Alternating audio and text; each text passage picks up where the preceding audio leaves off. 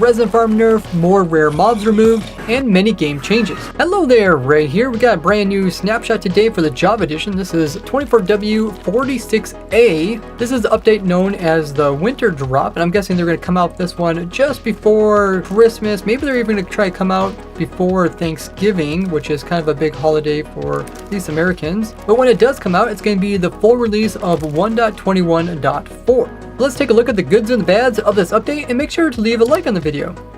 Guys, they nerfed my resin farm. Oh my goodness.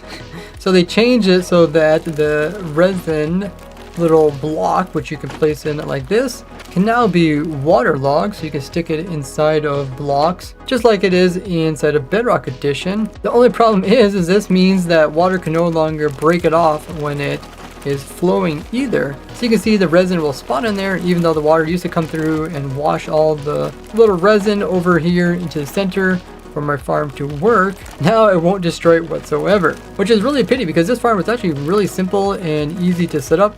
And this is why I don't really do tutorial videos for the different farms in the snapshots unless I'm really sure that they're not going to change it. But they did change this one, so I'm going to have to go back to my previous resin farm, which I initially designed for the Bedrock Edition, using pistons to move the actual blocks so that any resin that is hooked onto them will break off. So if you're not a subscriber of my channel yet, go ahead and click that subscribe button so you don't miss out on the new AFK resin farm. And for those of you guys that have the bell notification set to all, you also get informed about everything that I'm working on in the future, as well as I do polls every week asking you all sorts of questions related to the newest things in Minecraft. And more recently, I asked this poll here saying, do you think Mojang will nerf my new Creaking resin farm? And over 40% of you guys thought they would nerf it in some way, where only 14% of you guys thought they wouldn't nerf it.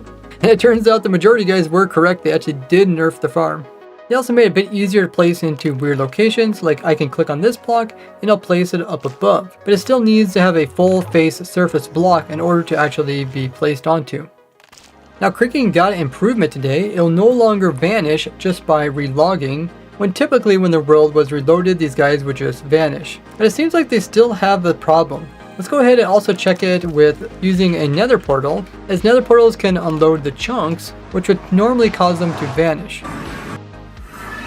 And it seems like that also causes them to die. So hopefully this is still a bug that they're going to fix, and if they did fix this, it would make Creaking farms a lot more sustainable, because if the Creakings already spawned in at nighttime, when daytime comes, you can hop in another portal and unload the chunks before the daytime destroys them. And then you can just hop back through the portal once it turns nighttime, and the Creaking are already there and everything is set up properly. So I look forward to this bug being fixed so we can design some unique farms using that. Now there is two types of Creaking, but now you can actually middle click a naturally spawned in Creaking to get the Creaking egg. But this egg will only produce the weak Creakings that can easily be killed with one hit, where this one can't be killed. And killing the Creaking that is naturally spawned in will now increase your Creakings killed in your statistics. For killing one that comes from a spawn egg will no longer show up as a different entity, but will just show up as Creaking, showing that you killed another one, even though one is known as the actual Creaking, where the other one is known as a Creaking transcend, which just means it's around for a temporary time. But now they removed this Creaking transient version of the mob. They also doubled the blast resistance as well as the mining speed. It'll be a little bit harder to break these things down.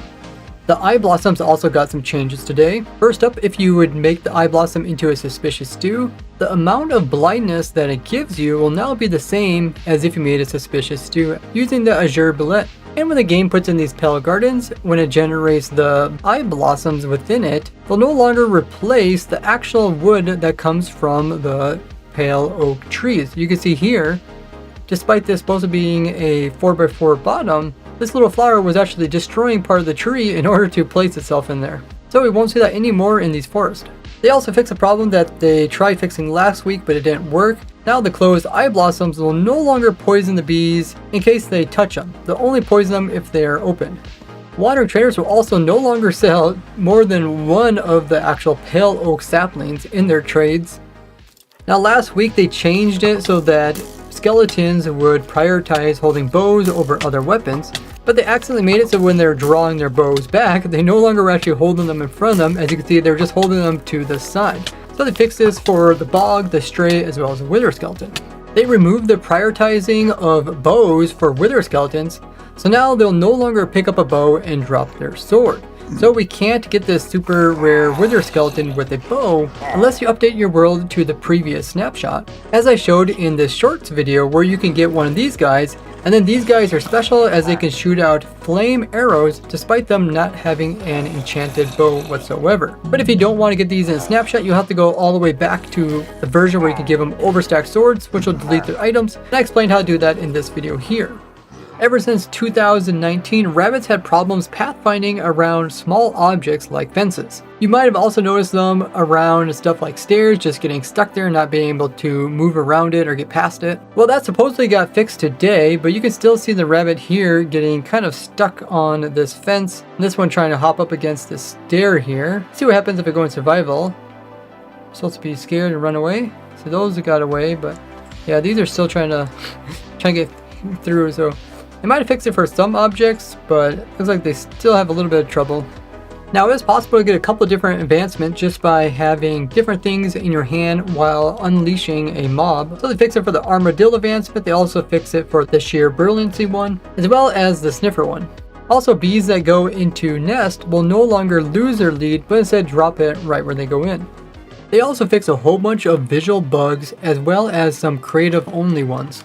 But the main change that they did today was for components and item models, so they work properly with the recent changes. Now come watch me design a new resin farm over at my Twitch live stream. I do these live streams every Wednesday, Friday, Saturday, Sunday at 2 p.m. Eastern time. I stream for about 5 or 6 hours. Much thanks to my monthly supporters, as I wouldn't be able to do these videos without your guys' support. And if you have Amazon Prime or Twitch Prime, make sure to use it up each and every month, as it's a free way to support me without costing you anything more. And I'll see you in the next one. Bye bye!